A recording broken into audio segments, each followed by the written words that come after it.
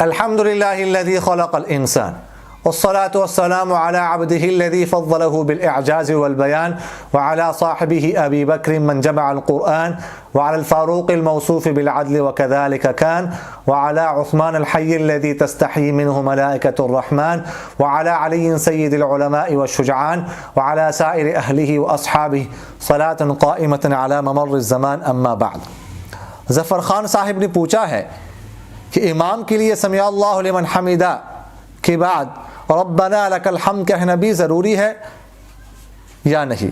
آہستہ آواز سے یا ربنا لک الحمد صرف مقتدی پڑھے گا، امام نہیں. اس کی وضاحت کرے. دیکھیے گا حدیث شریف سے یہ ثابت ہے کہ امام کا وظیفہ یہ ہے کہ وہ سمع اللہ لمن حمدہ کہے اور مقتدی ربنا لک الحمد کہے. ٹھیک ہے جی. تو لہٰذا دونوں کا الگ الگ وظیفہ حدیث شریف سے ثابت ہے. تو امام کو ربنا لک الحمد نہیں کہنا چاہیے. ٹھیک ہے جی. البتہ اگر وہ کہہ دے تو اس سے نماز میں کوئی خرابی نہیں آتی، نماز ہو جائے گی، لیکن بہتر یہ امام کے لیے کہ وہ ربنا لک الحمد نہ کہے، وہ صرف سمع اللہ لمن حمدہ کہے. اور دوسری بات یہ بھی ذہن میں رکھیے گا کہ ربنا لک الحمد، یہ ربنا لک الحمد بھی پڑھ سکتے ہیں، ربنا ولک الحمد بھی پڑھ سکتے ہیں، اللہم ربنا لک الحمد بھی پڑھ سکتے ہیں، اور اللہم ربنا ولک الحمد بھی پڑھ سکتے ہیں.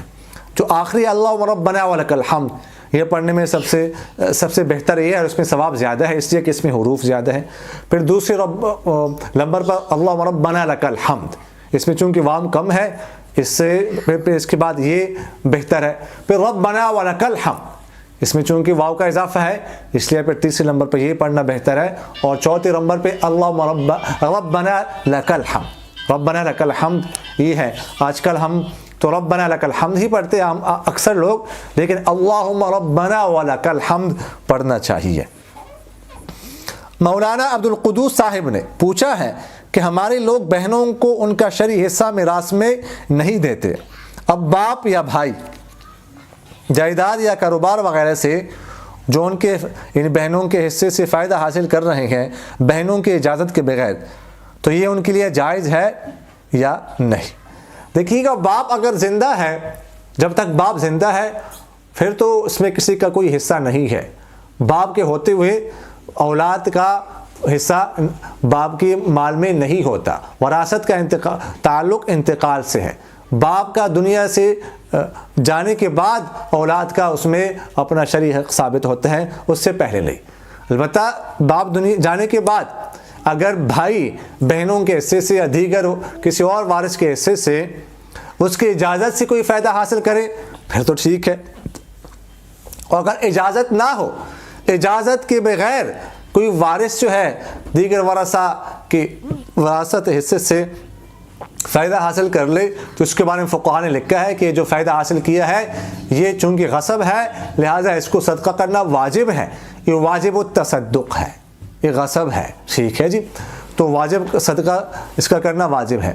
البتہ اگر بجائے کہ وہ صدقہ کرے وہ اپنے جتنا فائدہ اس نے حاصل کیا وہ اپنے ورثاء میں ہی اگر اس کو تقسیم کر دے تو اس کی بھی گنجائش ہے اور یہ بہتر ہے ایسا کرنا.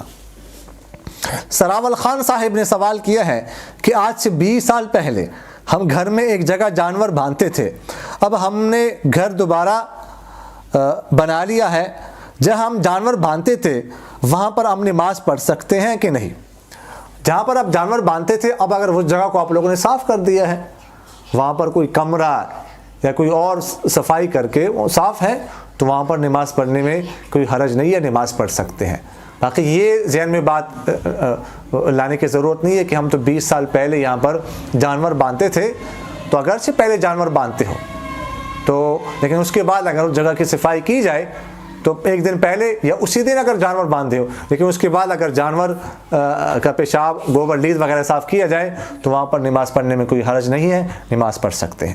اقول قولی هذا استغفر الله لي ولكم ولسائر المسلمين فاستغفروه انه هو الغفور. میرا دل بدل دے، میرا دل بدل دے، میرا دل بدل دے.